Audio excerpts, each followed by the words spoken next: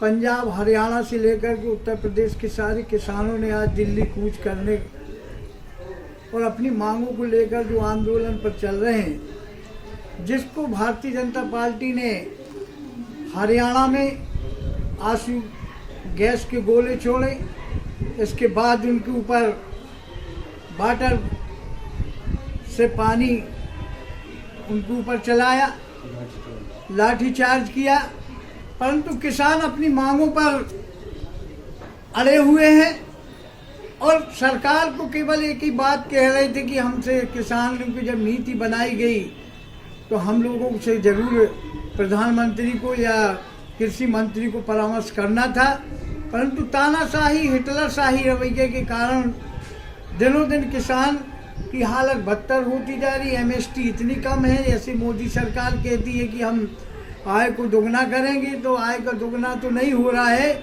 आज हर लागत किसान की लागत नहीं खड़ी हो रही है, इतनी हालत खराब है।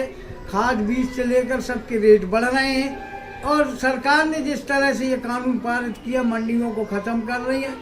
और अभी देख रहे थे कि दूसरी जगह से जब पूरी अंतर्राष्ट्रीय में कहीं भी किसान बेच सकता है तो अब उसके धान की गाड़ियाँ कैसे पकड़ी जा रही।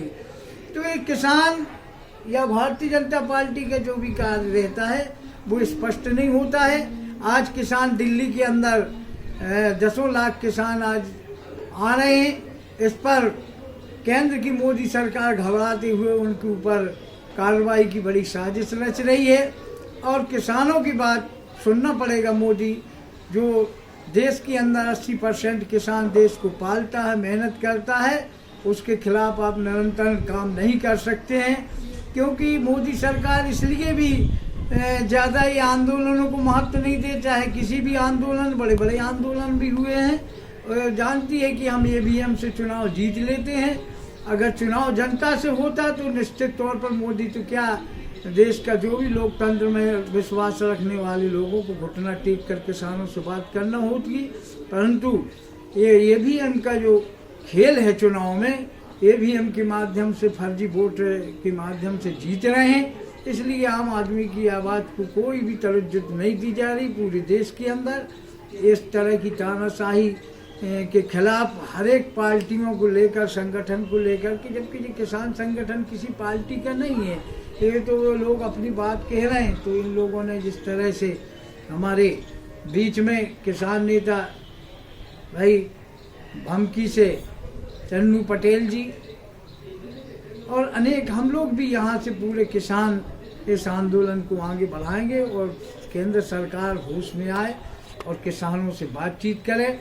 किसी नुकसान किए बिना, कोई किसान आतंकवादी नहीं है, न कोई लाठी डंडा लेकर आया, न हत्या आया है। उसको सारी सुविधाओं के साथ जंतर मंतर पर प्रदर्शन के दौरान सभी सरकार को उचित बातचीत करना चाहिए और किसानों की समस्याओं को हल निकालना चाहिए। और हमारे चन्नू पटेल भी किसानों के संबंध में 2 शब्द इसमें बोलेंगे।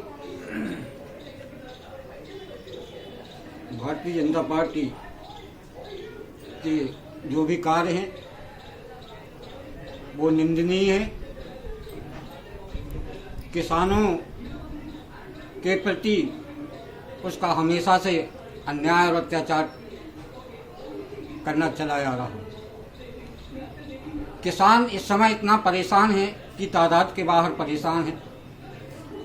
उसकी जो लागत कृषि में लगती है वो वसूल नहीं होती है और वो किसी भी प्रकार से केंद्र सरकार छीन लेती है उसकी आय को। आज खाद जो है, खाद के रेट कम नहीं हुए, बढ़ते जा रहे हैं। बीज के जो डीजल पेट्रोल के जो दाम हैं वो बढ़ते जा रहे हैं, घटते नहीं। किसान कहाँ से कवर करे? किसान की इतनी हालत खराब है कि तादाद के बाहर, और हालत खराब ये केंद्र सरकार की हुई है। प्रदेश में भी भारतीय जनता पार्टी बैठी है, वो भी यही काम कर रही है जो केंद्र कर रही है। केंद्र के इशारे पर प्रदेश की जो भारतीय जनता पार्टी है वो उसी के इशारे पे कर रही है। जो केंद्र अत्याचार कर रहा है वही प्रदेश सरकार भी अत्याचार कर रही है। तो किसानों के समर्थक अनेक हैं, 80 नहीं 90% समर्थक हैं, और ये केंद्र सरकार और प्रदेश सरकार को चेतावनी दी जाती है कि वो सतर्क हो जाए और किसानों के प्रति उचित न्याय देवे। हमारा मैं ग्राम भमकी से चन्नूलाल पटेल, जनता दल